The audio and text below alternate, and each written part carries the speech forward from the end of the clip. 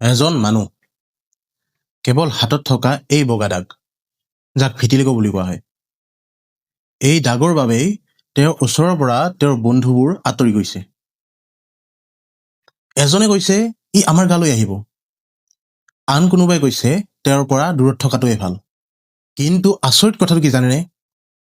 আজিৰ ডেটলৈকে বিজ্ঞানেও ক'ব পৰা নাই যে ভিটিলিগো এজনৰ পৰা আনজনলৈ বিয়পি যায়, কাৰণ ই কোনো সংক্ৰমিত বেমাৰেই নহয়।